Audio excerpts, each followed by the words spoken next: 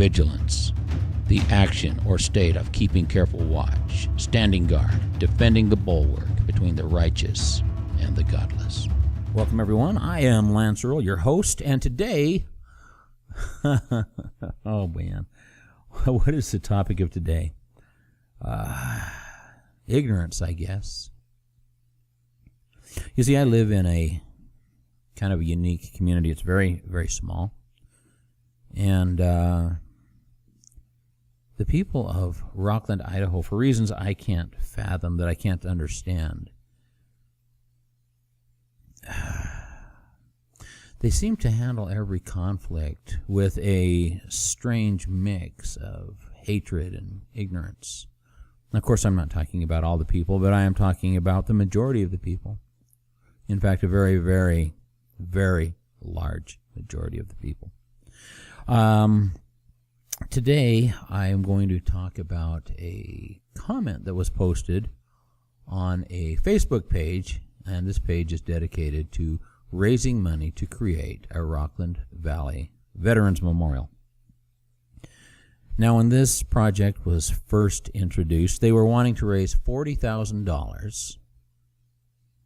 They wanted the first $20,000 to be from donations of the people. They wanted the second $20,000 to be in the form of a government grant, a handout. Now, at that time, I was a little bit concerned. I urged the community to build a memorial with our own money, something that we can afford, and to not go looking for unconstitutional money, stolen money, money that was stolen from the citizens of the United States of America by a government who had no right. You see, if we build a memorial to honor men who died or suffered while defending the Constitution of the United States, and if we build that memorial by violating that same Constitution, we don't honor those men. We in fact shame them.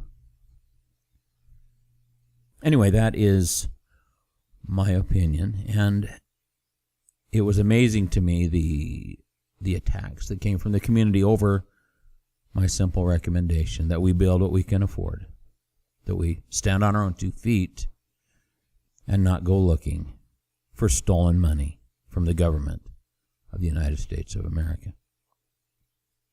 So here's the thing. It was almost 2 years ago when I posted this on the Facebook page for the Veterans Memorial.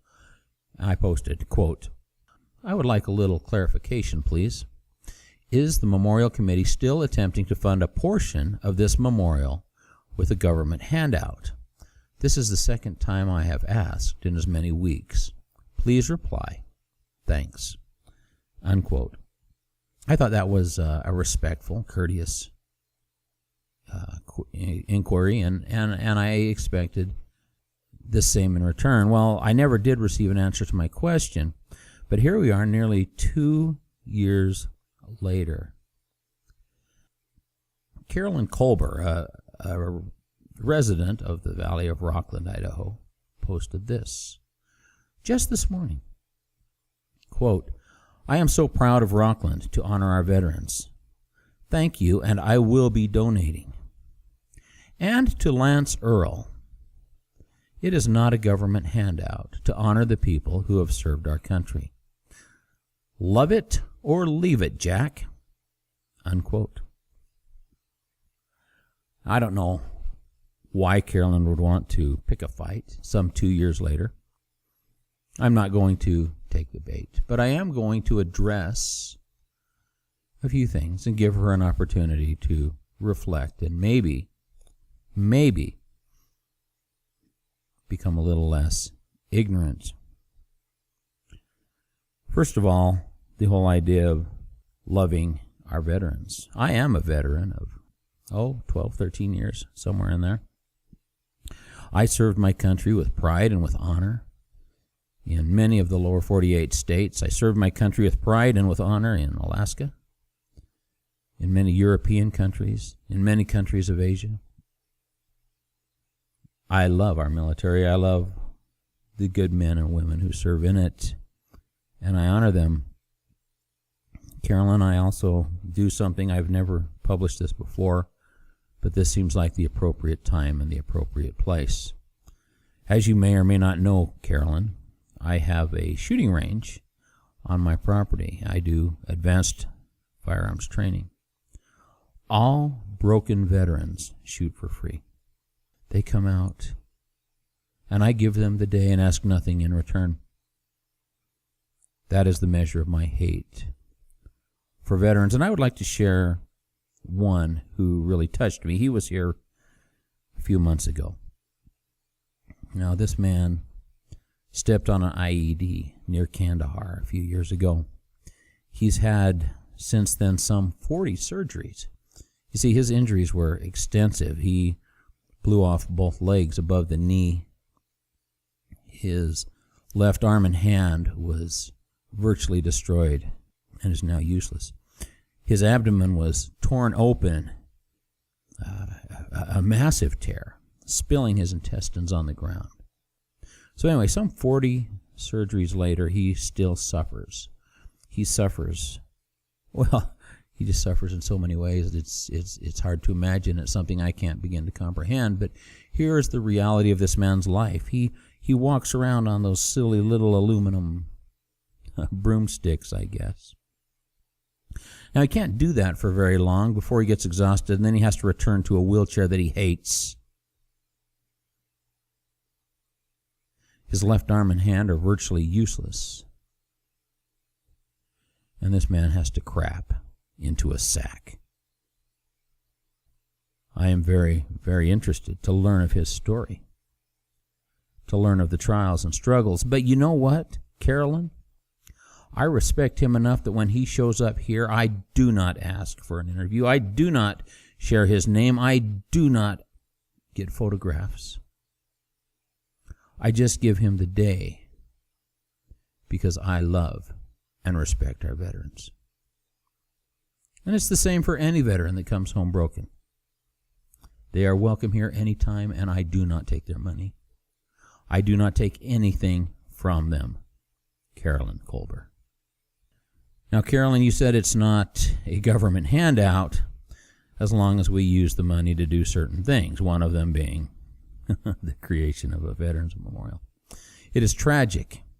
It is tragic when an American citizen can be so ignorant, so blatantly, obviously ignorant to the principles of the Constitution.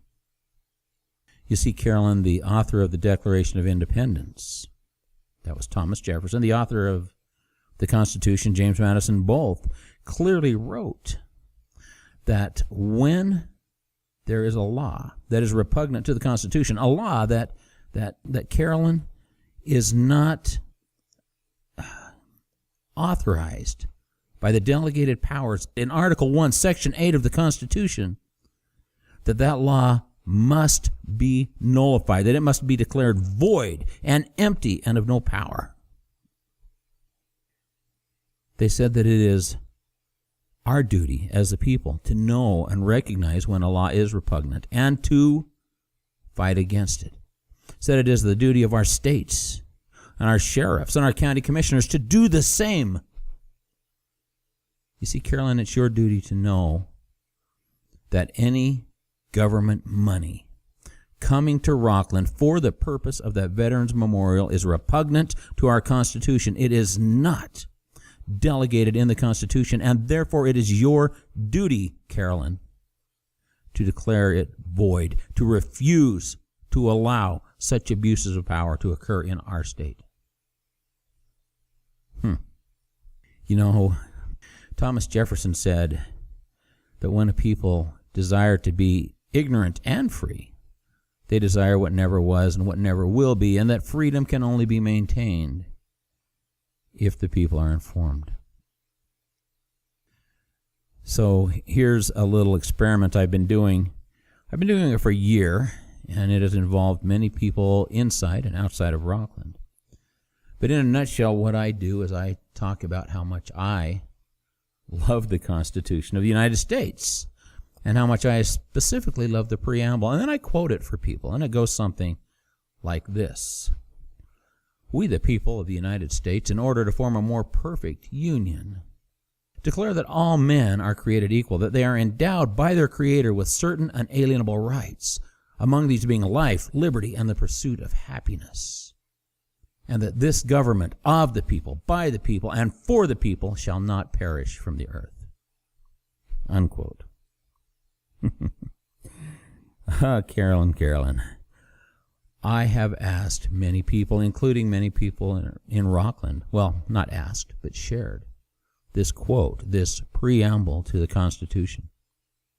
I've been doing it for a year, and I've been doing it often.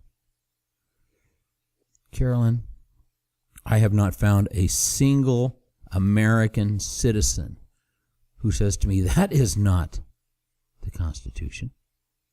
You see, they don't know, Carolyn, that my quote is a strange and screwed up mix of the preamble of the Constitution, the preamble of the Declaration of Independence, and the Gettysburg Address, which of course was delivered by Abraham Lincoln nearly 100 years later. Carolyn, I won't fight with you, but I will sit down with you anytime, any place, you name it. I will be there. I will bring you a copy of the Constitution, and together we will go through it. And if you want proof that what the Rockland Veterans Committee is attempting to do is in violation of the Constitution, I will deliver it to you. And you will only be able to maintain your position that I am wrong if you renounce the Constitution of the United States, if you renounce the Declaration of Independence, if you renounce the authors, Jefferson and Madison, if you renounce the founders who created the Constitution of the United States and signed it, if you renounce the meetings held in the 13 colonies, they were ratification conventions, and they were to look over the Constitution. Each colony had to decide for itself whether it would be part of the Republic. And virtually every colony stated the same thing. When the federal government takes any action which is not delegated in Article 1, Section 8, that it is repulsive, that there is no law, that the law simply will be made in Washington but never enforced or recognized in the states. You see, Carolyn, I can prove what I say. Can you do the same? I'm Lance Earle. I'll see you soon.